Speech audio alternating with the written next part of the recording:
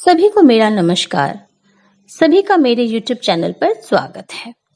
आज के इस वीडियो में हम पढ़ेंगे कक्षा चतुर्थ पाठ 8 कौन कविता, उसके भावार्थ और पाठ में आए कठिन शब्दों के लिखित शब्दार्थ।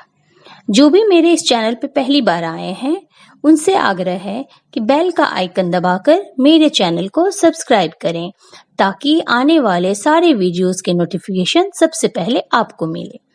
तो बच्चों, जब भी हम किसी से सुनते हैं कि यह काम किसने किया, यह सामान किसने तोड़ा या किसी का फोन आया है, तो हमारे कान खड़े हो जाते हैं।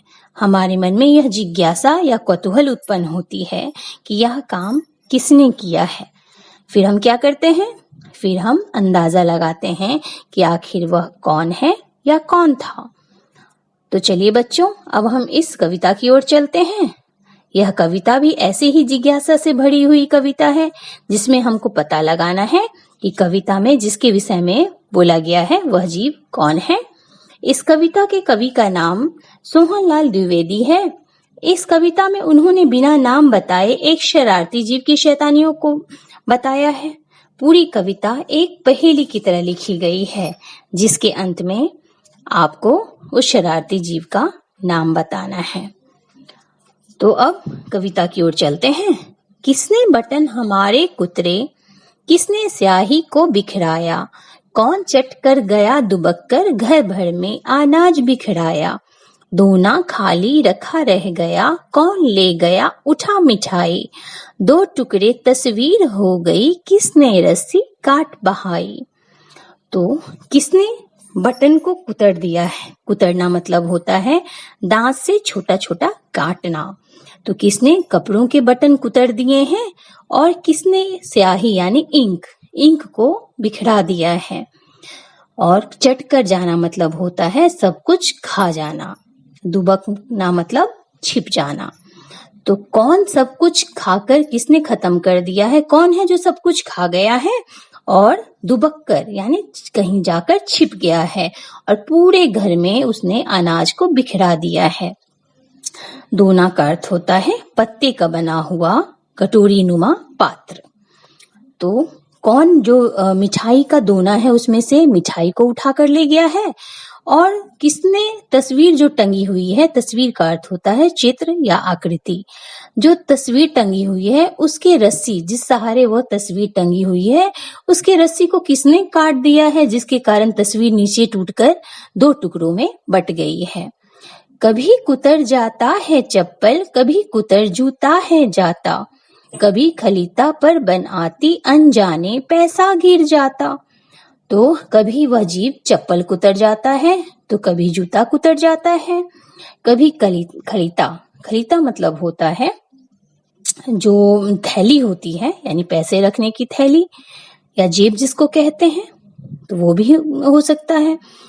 तो कभी वह खलीता पे बनाता है और अनजाने में जिसके कारण पैसा गिर जाता है। अनजाने मतलब होता है बिना जाने।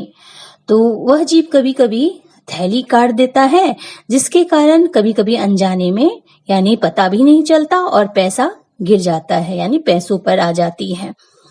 किसने जिल्द काट डाली है, बिखर गए पोथी के पन्ने, रोज टांगता धो धो कर में, कौन उठा ले जाता छन्ने।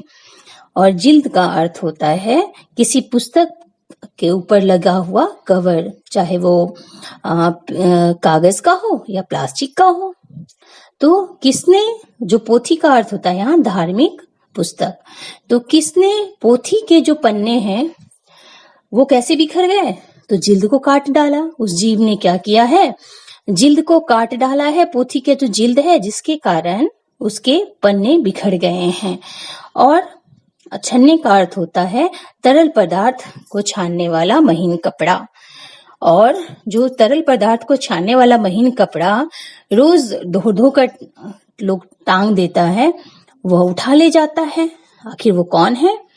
कुतर कुतर कर कागज सारे, रद्दी से घर को भर जाता, कौन कबाड़ी है जो कूड़ा दुनिया भर का घर भर जाता।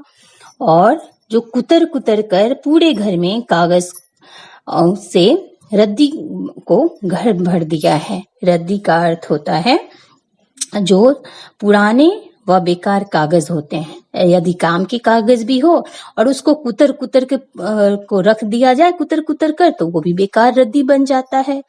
तो किसने पूरे घर को रद्दी से भर दिया है? कागज के टुकड़ों को काट काट कर रद्दी करके भर दिया है। और कबाड़ी का अर्थ होता है फालतू चीजों का व्यापारी। और कौन ऐसा कबाड़ी है, फालतू चीजों का व्यापारी है, जो दुनिया भर का घर में जिसने कूड़े को भर दिया है? कौन रात भर गड़बड़ करता, गड़बड़ मतलब होता है अस्त व्यस्त, कौन रात भर गड़बड़ करता हमें नहीं देता है सोने, खुरखुर करता इधर उधर है, ढूंढा करता छिप छिप कोने। तो कौन है जो पूरे रात भर गड़बड़ करता है, यानी इधर उधर अस्त व्यस्त कर देता है, और खुरखुर करके इधर उधर भागता है, और कोना छिपने के लिए कोना ढूंढता है। तो उस खुरखुर की आवाज के कारण सोने नहीं देता है किसी को। रोज रात भर जगता रहता, खुरखुर इधर उधर है धाता। धाता का अर्थ होता है दौड़ना भागना। बच्चों उसका नाम बताओ, कौन शरारत यह कर जाता। शरारत यानी बदमाशी या शैतानी। तो रोज रात भर वो जगते रहता है और खुरखुर की आवाज करता हुआ इधर उधर भागता है, दौड़ता है। तो बच्चों उसका नाम बताओ, कौन शरारत यह कर जाता। कौन यह शैतानी करता है? तो बच्चों अब तो आप उस जीव का नाम जान गए होंगे, कौन है? तो चूहा।